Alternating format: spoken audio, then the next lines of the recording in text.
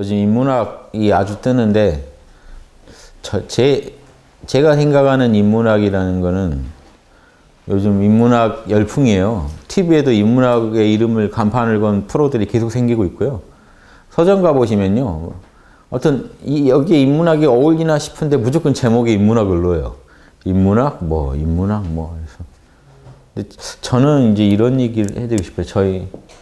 저희 학당은 인문학 철학 학당이고 인문학 학당이잖아요. 예, 근데 저희가 강조하고 싶은 거는 인문학으로 뭐죠? 농담으로 저는 인문학으로 살아남기 막 이런 얘기를 했는데 살아가기가 이게 저희 학당의 주제입니다. 관심사입니다. 인문학의 제일 핵심은 철학이고요.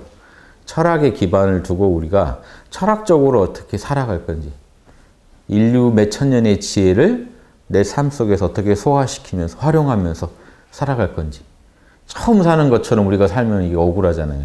인류가 몇천 년간 쌓아오면서 이렇게 만들어 놓은 인문학의 지혜가 있는데 그걸 활용하면서 우리가 살아야 이 같은 시간을 살더라도 훨씬 알차게 살 수 있거든요.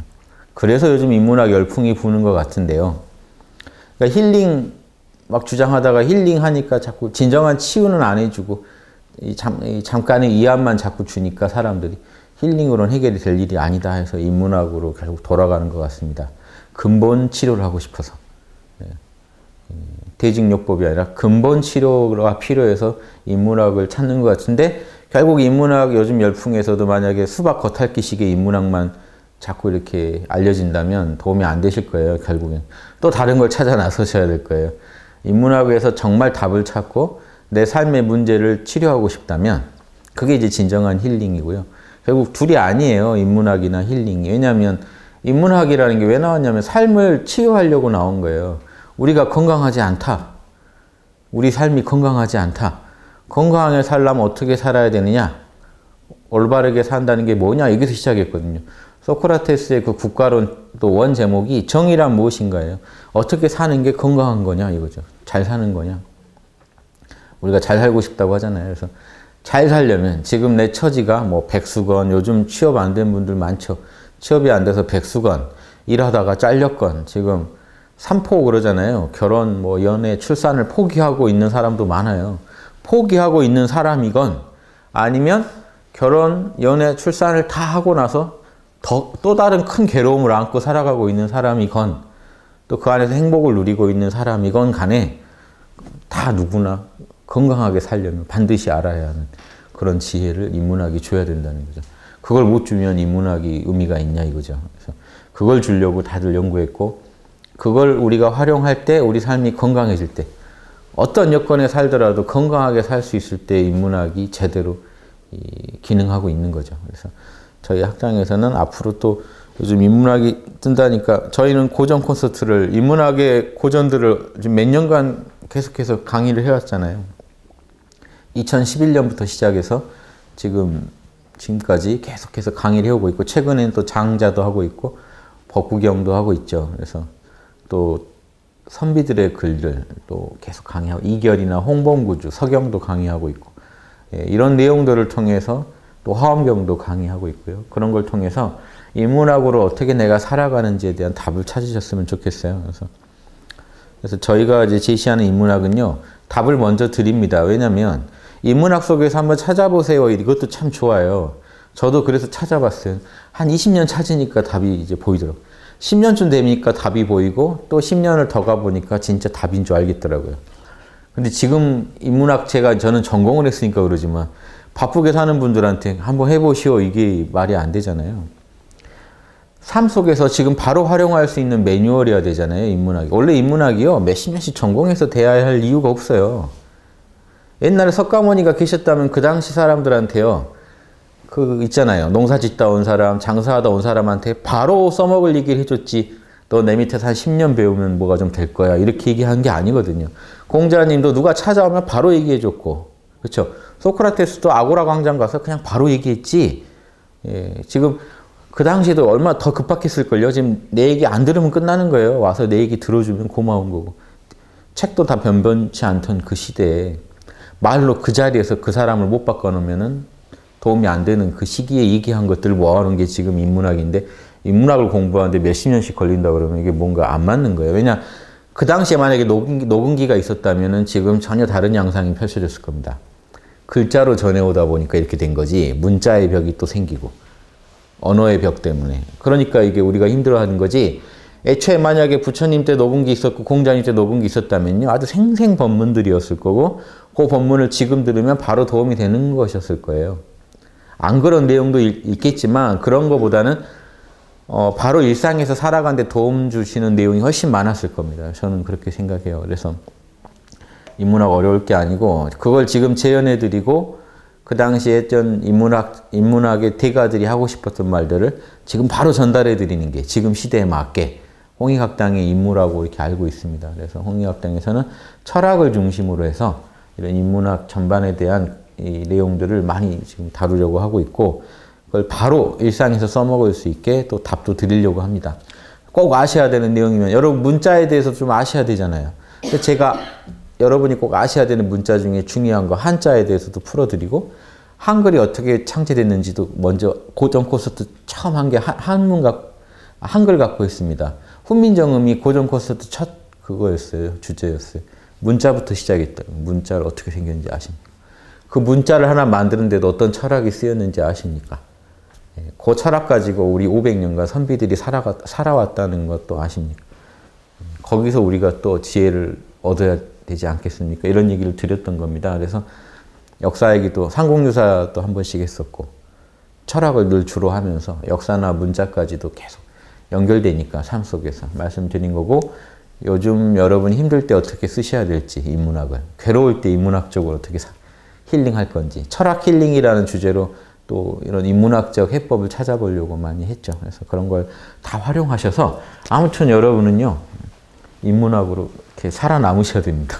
이 힘든 시기에 백수면 백수대로 직장이 있으면 있는 대로 결혼 못했으면 못한 대로 했으면 한 대로 아무튼 살아남으셔야 되고 건강하게 사셔야 돼요. 영적으로 건강하게 사셔야 돼요. 그래서 제가 드리는 답은 딱 요 6개만 챙기자는 그 있죠. 사랑, 보시지계 뭐 불교적으로 이렇게 얘기할 수 있고요. 인문학이니까 제가 논어 같은 거 제일 많이 보시는 게 논어라 논어식으로 한번 얘기해 볼게요. 인의해집니다. 사랑, 정의, 예절, 또 뭐죠? 여기 성실, 뭐죠? 불교랑 좀 맞춰 드릴게요. 두 개가 바로 연결될 수 있게 여기에 몰입이 있죠. 그래서 불교는 뭐라고 합니까? 보시, 사랑이죠. 지계, 룰 지키는 거 정의, 남을 수용하고 받아들이는 거 예절, 정진을 성실, 몰입 똑같죠. 선정, 반야 그러죠. 불교의 결론과 유교의 결론이 똑같다는 거 재밌지 않으십니까? 인의해지신, 사랑, 정의, 예절, 성실, 지혜, 인의해지신과 깨어있음, 선비들이 강조했던 경, 이게 답이에요. 한문으로 해볼까요? 사랑, 인, 정의, 의, 예절, 이해, 성실, 신. 왜 믿음이 성실이냐? 성실하니까 남한테 믿음을 준다는 겁니다. 그래서 몰입은 선비들이 조선 500년간 경만 강조했죠. 경, 지혜. 우리 윤리 시간에도 예전에 계속 배웠는데 뭐 율곡은 뭐 율곡과 태계를 해서 성을 강조했냐 경을 강조했냐 가지고 다 강조했어요. 그분들이 억지로 가르려고 가른 거지. 율곡이나 태계나 무조건 경이 포인트입니다. 늘 깨어있는 거. 그래서 인의해지신 경 이거를 가지고 여러분 인문학의 결론으로 알고 인문학을 즐기세요. 이걸 미리 답을 드려야 되는 이유가요.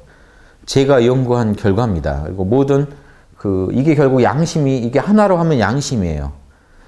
양심이라는 거. 동양에서 양심이라고 말하는 거.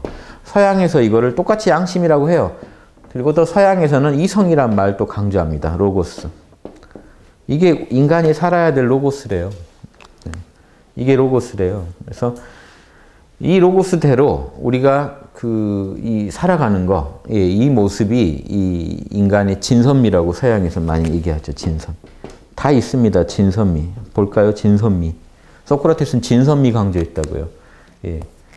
지혜가 진리를 알아내는 게 지혜죠. 나머지 것들은요. 선을 만들어냅니다. 선하다는 거.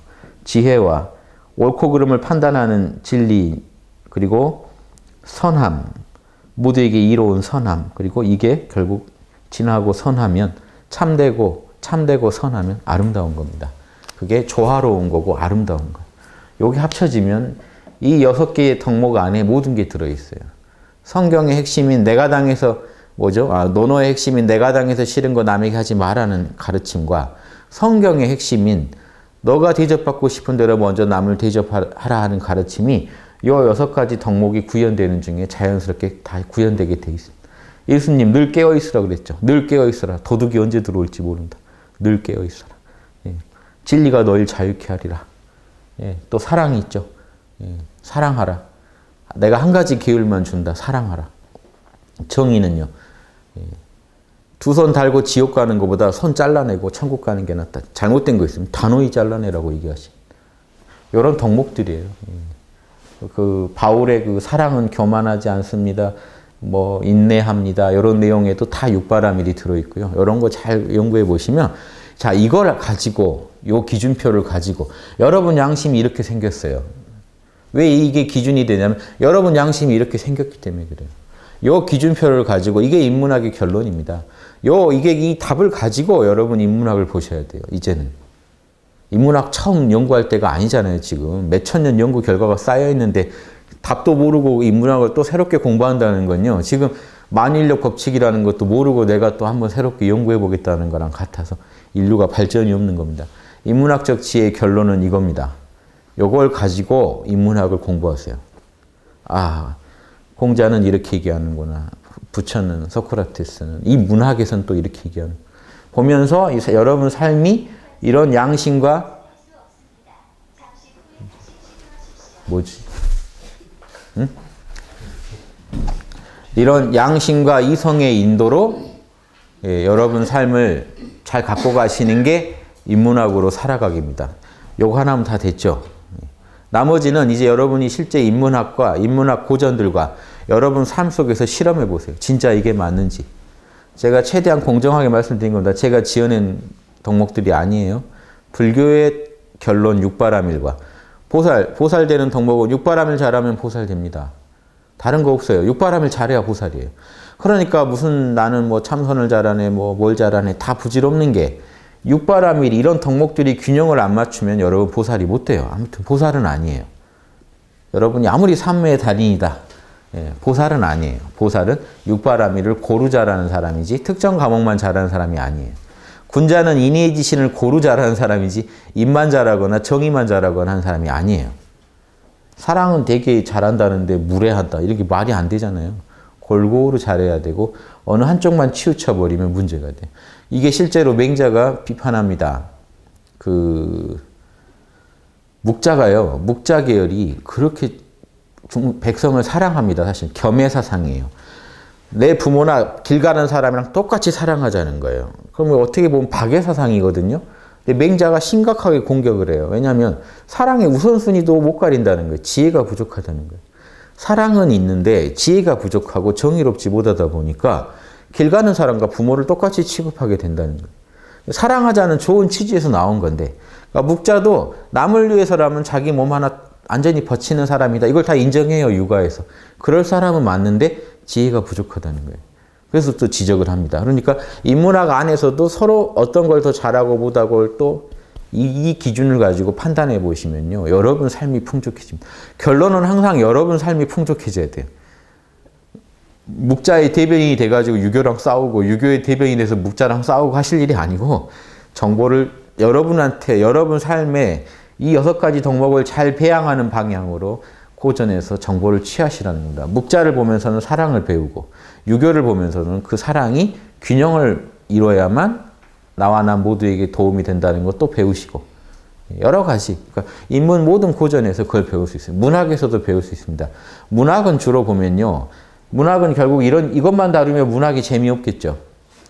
이런 걸 바로 이게 중요하다, 이게 진리다고 가르쳐 주면은 철학이죠. 이게 옳은 거다. 이것도 윤리학이고 철학인데 이 아름다움을 다루는 문학이라면요. 예술의 영역이라면요. 이걸요. 이 똑같은 로고스를요.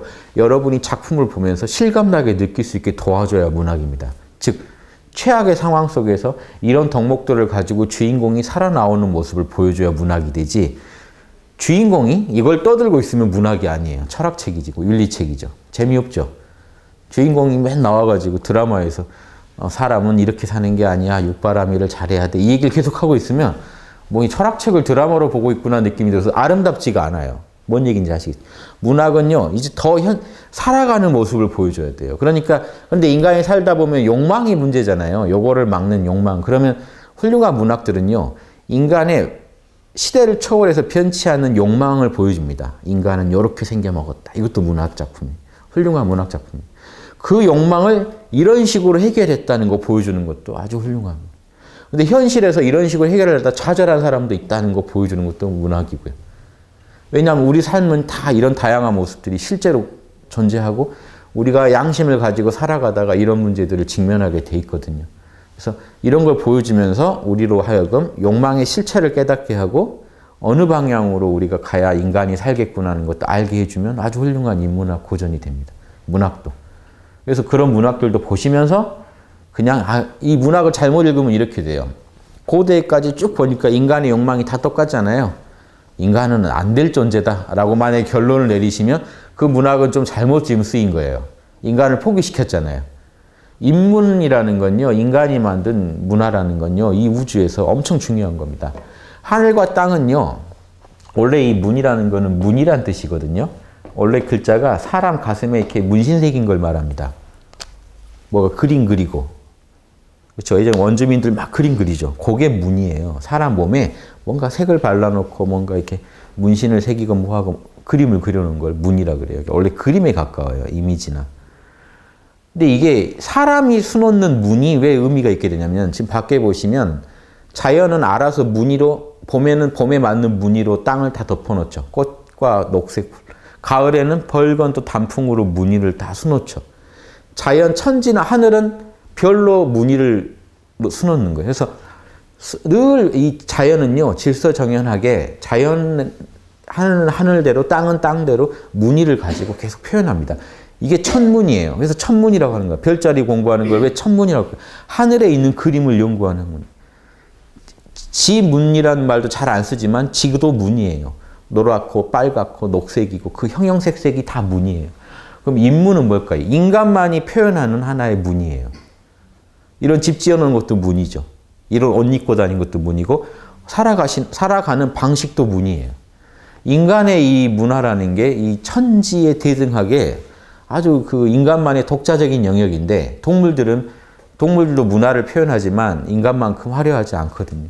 그런데 그 인간은요, 이 안에 욕심으로 문화를 만들어내 버리느냐, 양심으로 만들어내에 따라서 천지 차이가 나요.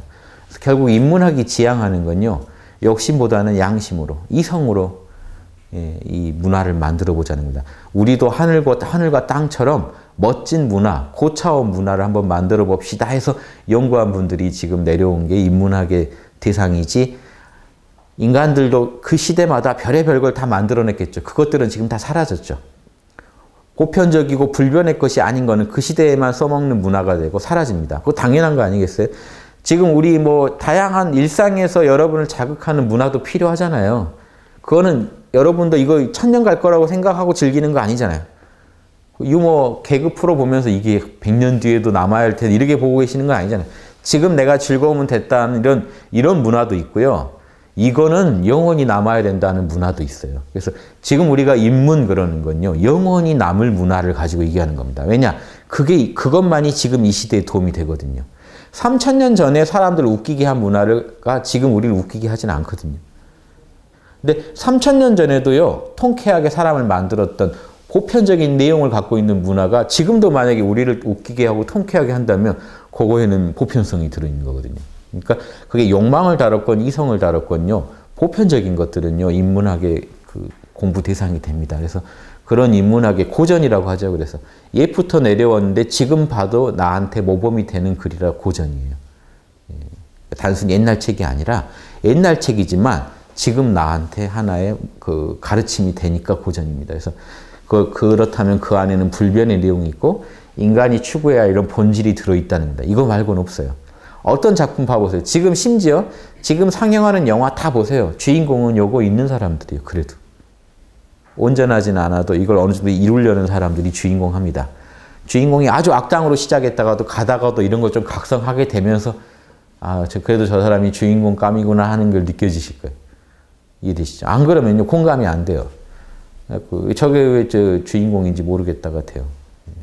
그래서 그 불편해서 못 보실 겁니다. 주인공이 이걸 깨닫지 못한다면. 그러면서 주인공이 온갖 역경을 거치면서 조금이라도 사랑과 정의나 이런 지혜에 이렇게 눈을 떠가는 과정들이 사람들은 그걸 감격해하고 좋아해요. 선이 악을 이기는 거를 다들 좋아해요. 아, 잘 안 돼서 그렇지. 잘 안 돼서 아, 현실에서는 안 되나 보다 하고 포기하셨을 수는 있어도 근본적으로는 이걸 좋아하는 이유가 여러분도 이렇게 생겨 먹어서 그래요.